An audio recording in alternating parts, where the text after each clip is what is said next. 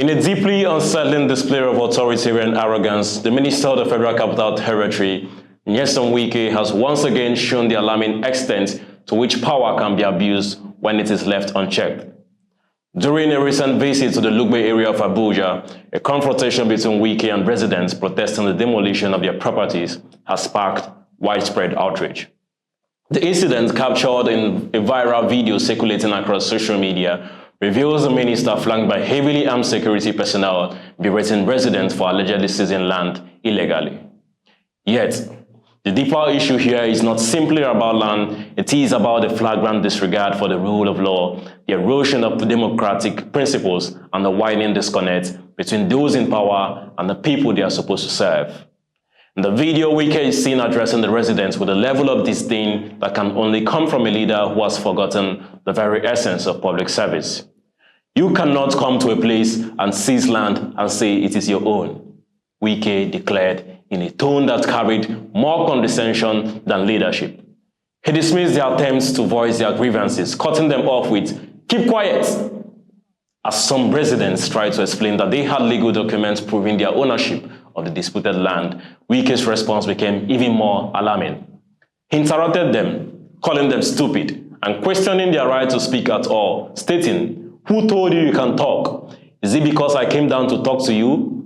This is not how a public servant addresses the citizens who pay their salaries through taxes." Wike's behavior is a stark reminder of the deep-rooted arrogance that has come to characterize many of Nigeria's political elites. His words reflect a broader culture of impunity where leaders feel emboldened to trample on the rights of ordinary citizens, knowing fully well that they are shielded by the very institutions that should be holding them accountable. What transpired in Lugbe is emblematic of a much larger issue that has been festering in Nigeria's governance for years: the growing disconnect between the leaders and the led.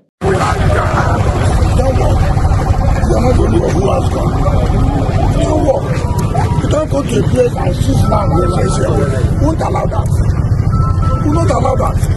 It's not for lawlessness. If you don't know what to do, then we'll teach you what you can do. Thank you. What can we do, sir? What can we do, sir? What can we do, sir? Thank you, sir. We are not land grabbers. We are developers. Developers, what about developers? We have papers, sir.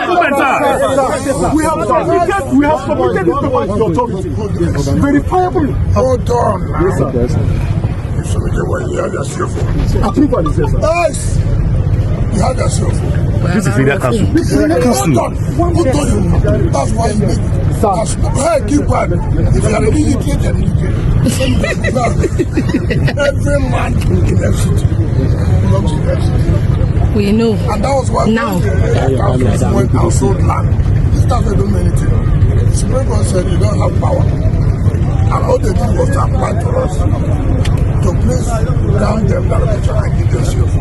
You don't sit here, you need to talk. So, do we go back to the area council? Do we go back to the area council and yes. we're in court, sir. We're in court already. But yeah, we'll take our land. Not if you like, go and carry across. And the worst one is go and carry across. Who told you we allow that? We did not harass you, sir. It's a lie, yo. We didn't harass them, oh. It's a lie, yo. It is a lie, sir. Yes. You know I will listen to you. You have taken the laws into your hand. No, we never did. We never did, sir. It's a wrong information, sir. It's a wrong information. Lisa, we don't even know the reason why. Sir, it's okay. Sorry. Who told you can talk? Sorry, sir. If you think that you take something, you are not the only one. You have to be careful. Stupid. Because I came there to talk to you. I don't need to talk to you. Sorry, sir. Sorry, sir. Sorry, sir. If you don't know what to do, go and bring their guns. No, sir. No, sir. Don't have guns. We have no guns. No guns, sir. Even tear gas, you can't see it with us. Wike's actions and his blatant disregard for the concerns of the people are not isolated incidents. They are part of a larger systemic failure of a leadership that has plagued Nigeria for decades. The residents of Lugbe, like so many others across the country, have found themselves at the mercy of a government that appears more interested in flexing its power than in serving the people. They are not land grabbers, as Wike so flippantly accused them of being. Many of these residents are developers, and homeowners who have poured their life savings into properties they believe were legally theirs. They presented legal documents as proof of their ownership, yet, instead of engaging in a meaningful dialogue, Wike chose to shut them down, insult them, and threaten them. This is not leadership. This is tyranny masquerading as governance. A government official, especially a minister, is supposed to protect the rights of the people, not belittle them. The dismissive and hostile tone Wike adopted towards this resident is a grave insult to the very concept of democracy and public service. His actions are indicative of a leader who has lost touch with the responsibilities of his office, a leader who believes that power is a right, not a privilege. Wike's justification for the demolition of properties in Lugbe and other areas of Abuja is that the land was illegally acquired and that the actions are necessary to restore the city's master plan. This would be a reasonable argument if it were being carried out with transparency, fairness, and respect for the rule of law. Instead, what we are witnessing is a campaign of intimidation and land grabs disguised as urban development. From Gaines Village Estate to other developed areas of the capital, Wike has embarked on an aggressive demolition spree that many residents believe is more about personal gain than public good. The FCT ministers claim that every land in the FCT belongs to the FCT is not only a gross oversimplification of land ownership laws, but also a deliberate attempt to undermine the rights of ordinary Nigerians. Yes, the Supreme Court has ruled that the area councils do not have the power to allocate land, but that does not mean that residents do not have legal recourse or the right to challenge what they perceive as unfair treatment. What makes Wike's actions even more disturbing is the heavy-handed manner in which they are being carried out. The minister moves through these communities flanked by armed security personnel projecting an image of power and invisibility. His message is clear. Dissent will not be tolerated, and those who stand in his way will be silenced either through intimidation or force. This is not the behavior of a public servant committed to the welfare of the people. It is the behavior of a ruler who has forgotten that his authority is derived from the people, not imposed upon them. At the heart of this issue is a fundamental question of what it means to be a public servant. Wike, like all government officials, was appointed to serve the people of Nigeria. His primary duty is to protect their interests, ensure their rights are upheld, and foster an environment where they can thrive. Yet, in this instance, he has gone the exact opposite. By dismissing the legitimate concerns of the residents of Lugbe and resorting to insults and threats, Wike has shown a complete disregard for the very people he is meant to serve. The arrogance displayed in his reaction with the residents is shocking.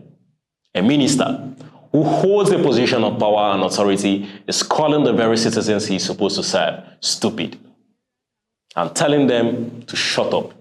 What manner of arrogance is this? What kind of leader believes that silencing the voices of the people is an appropriate response to their concerns? This is not leadership. A true leader does not resort to threats and insults when faced with opposition. Wike's behavior in Lugbe is a clear example of the kind of leadership that has stunted Nigeria's growth for decades. A leadership that views power as an end in itself rather than a means to serve the public good. The implications of Wike's actions go far beyond the immediate issues of land ownership in Lugbe.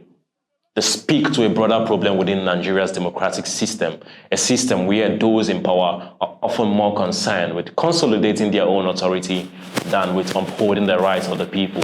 When ministers can openly insult citizens, dismiss their concerns, and threaten them without fear of accountability, democracy itself is undermined. Wike's actions also raise serious questions about the rule of law in Nigeria. If a minister can so blatantly disregard the legal rights of citizens, what hope is there for justice in the country? Now, this is a dangerous precedent, one that erodes public trust in the government and its institutions. Many believe that his aggressive land reclamation efforts are driven not by a desire to restore the city's master plan, but by a personal agenda to recover political influence and resources. Nigerians deserve leaders who are committed to their welfare, leaders who listen to their concerns, respect their rights, and engage with them in a spirit of partnership, not domination. Wike's behavior in Lugbe is a betrayal of that trust.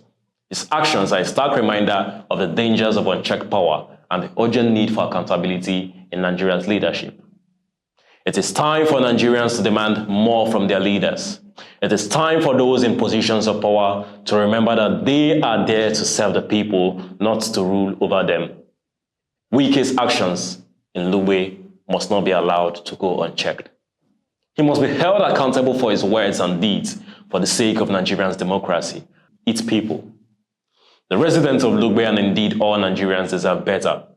They deserve leaders who respect their rights, who listen to their concerns, and who work tirelessly to improve their lives. It is time for Nigerians' leaders to live up to the promises they made to the people and to remember that their powers come from the people, not the other way around. Thank you.